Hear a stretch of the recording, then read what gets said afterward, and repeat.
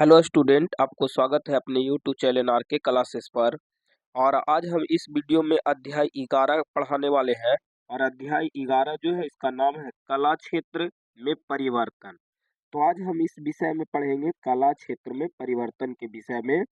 8 class की इतिहास से संबंधित चैप्टर है। और अध्याय 11 से पहले के अगर वीडियो नहीं देखे हैं तो हमारे चैनल पे जाके देख सकते हैं।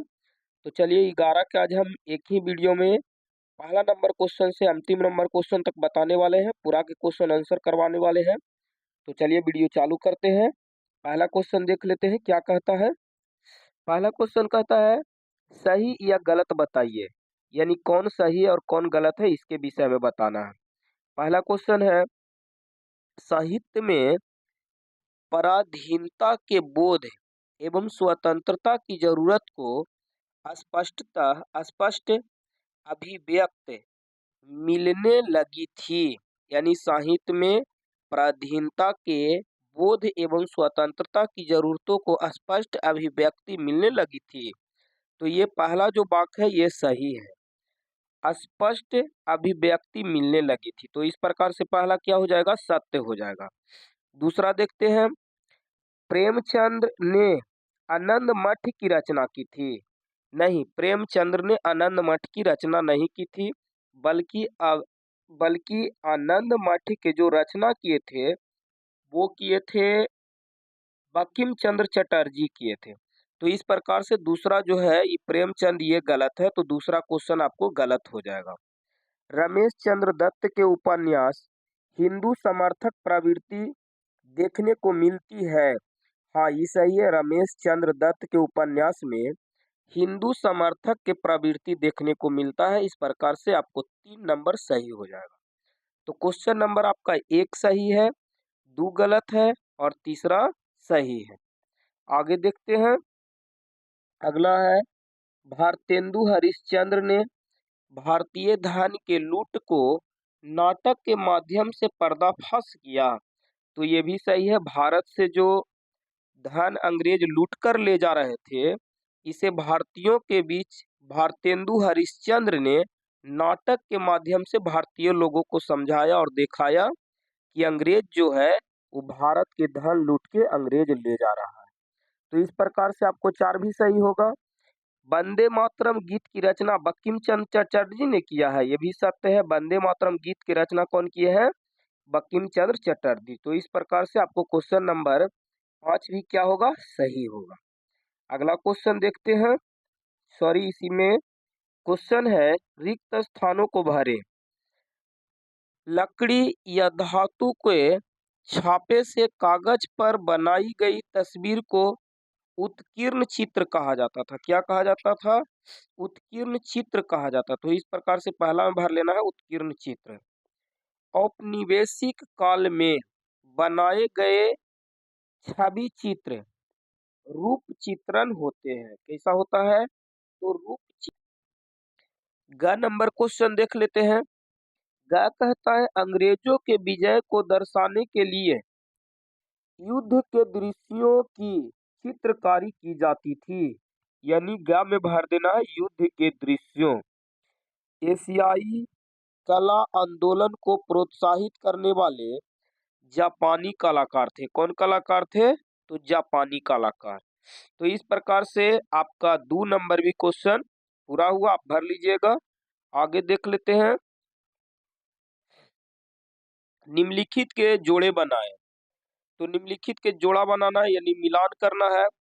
तो सेंट्रल पोस्ट ऑफ कलकत्ता जो है ये आपको मिल जाएगा इंडो ग्रीक शैली में बना है। सेंट्रल पोस्ट ऑफ कलकत्ता किस शैली में बना है, तो इंडो ग्रीक शैली में बना है।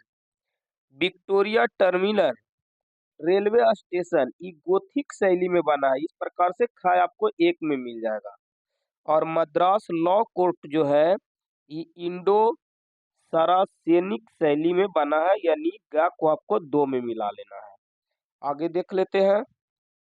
आगे नंबर क्वेश्चन है, क्वेश्चन कह रहा है कि मधुबनी पेंटिंग किस प्रकार की कला शैली थी, यानी मधुबनी पेंटिंग किस प्रकार की कला शैली थी। इसके अंतर्गत किन विषयों को, ये ध्यान देना, किन विषयों को ध्यान में रखकर चित्र बनाए जाते थे। तो मधुबनी पेंटिंग खास तौर पर एक महिला चित्रकला शैली थी। कैसा शैली थी? तो महिला चित्रकला शैली या महिला चित्रकला शैली इसलिए कहा जाता है क्योंकि मधुबनी पेंटिंग बनाने का कार्य महिला लोग अधिकतर करती थी। इसके अंतर्गत भित्ति चित्रों, देवी देवताओं, राधा कृष्ण की लीला, राम सीता के राम सीता के कथा और मनुष्य, पशु, पक्षी, पेड़, फूल, फल, दीप आदि विषयों को ध्यान में रखकर चित्र बनाए जाते थे।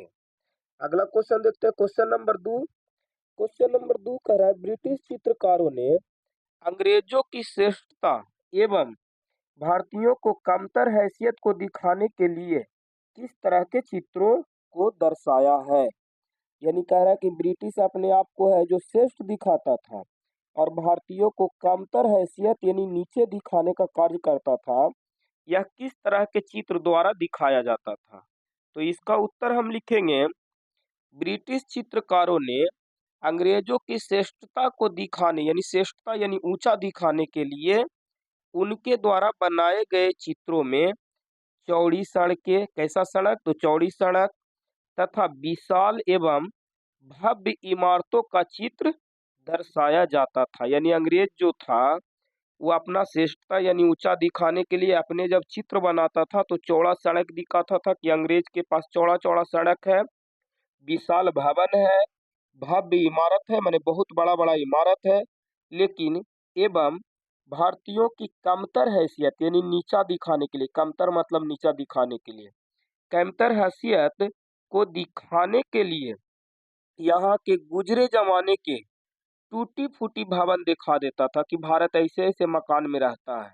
तो टूटी टूटी भवनों एवं इमारतों के खंडहर, जो इमारत भी थोड़ा बहुत था वो टूटल फूटल के दिखा देता था, इमारतों के खंडहर को चित्र को दर्शाया जाता था। इस प्रकार से भेदभाव करता था। आगे देख लेते हैं क्वेश्चन नंबर 3, 19वीं सदी की इमारतें अंग्रेजों की श्रेष्ठता, अधिकार, सत्ता की प्रतीक एवं उनके राष्ट्रवादी विचारों का प्रतिनिधित्व करती है। इस कथन के आधार पर स्थापत्य कला शैली की विशेषता का वर्णन करें। तो 19वीं सदी की इमारतें 3 शैलियों में बनी थी। 19वीं सदी की इमारतें कितने शैली में बनी थी? तो 3 शैलियों में बनी थी। ग्रीक, रोमन स्थापत्य शैली में बड़े बड़े स्तंभों के पीछे रेखा गणितीय संरचनाओं एवं गुंबद का निर्माण होता था। ऊंचे छतें, नोकदार मीनारें, सजा सजा गोथिक शैली की विशेषता थी। आगे देखते हैं अगला क्वेश्चन, क्वेश्चन नंबर 4 है साहित्यिक देशभक्त से आप क्या समझते हैं? यानी जो साहित्यिक यानी जो लेख लिखता था वो देशभक्ति को कैसे अपना प्रकट करता था, इस पे विचार करना। तो साहित्यिक देशभक्ति से तात्पर्य है कि ऐसे साहित्य की रचना किए जाए जिससे राष्ट्रवादी आंदोलन को बल मिले। यानी ऐसा किताब लिखा जाए, ऐसा उपन्यास लिखा जाए जिससे राष्ट्रवादी आंदोलन को बल मिले।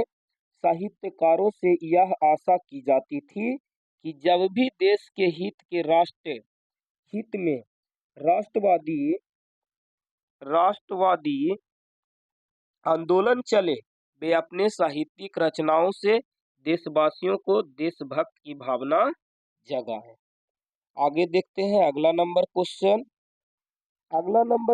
है 5वां number question, modern school of artists से जुड़े भारतीय कलाकारों ने राष्ट्रीय कला को प्रोत्साहित करने के लिए किन विषयों का चयन किया? चित्र 12, 13, 14 के आधार पर वर्णन करें। तो 12, 13, 14 हम चित्र भी दिखाएंगे, पहले लिख लेते हैं उसका उत्तर। मॉडर्न स्कूल ऑफ आर्टिस्ट्स से जुड़े भारतीय कलाकारों ने राष्ट्रीय कला को प्रोत्साहित करने के लिए यथार्थवादी चित्र मेरी माँ अवनींद्रनाथ टैगोर के द्वारा चित्रित किया गया है, यानी चित्र नंबर जो 12 है उसमें मेरी माँ का चित्र यानी कहानी वर्णित है और इसको कौन लिखा है तो अवनींद्रनाथ टैगोर ने। आगे देखते हैं चित्र 13 कविता का निर्वासित यक्ष अविंद्रनाथ टैगोर द्वारा बनाए गए, यानी चित्र 13 भी अविंद्रनाथ टैगोर ही बनाए हैं। यह जापानी शैली से प्रभावित था, यानी चित्र 13 जो है कौन शैली से प्रभावित था तो जापानी शैली से। और चित्र 14 अजंता के चित्र शैली से प्रभावित था और यह चित्र नंदलाल बोस द्वारा बनाया गया, यानी 12-13 अविंद्रनाथ टैगोर बनाए हैं जबकि 14 जो है नंदलाल बोस के द्वारा बनाया गया है और यह अजंता चित्र के शैली के माध्यम से बनाया गया है। अब चित्र देख लेते हैं, ये देख लीजिए चित्र 12 है मेरी माँ, अविंद्रनाथ टैगोर द्वारा ही रचित है। मेरी माँ में देखिए माँ देखिए खिड़की से देख रही है। चित्र 13 जो है ये भी अविंद्रनाथ के द्वारा ही लिखा गया है और चित्र 14 जो है ये लिखे हैं कौन तो ये देख लेते हैं पीछे, ये लिखे हैं नंदलाल बोस।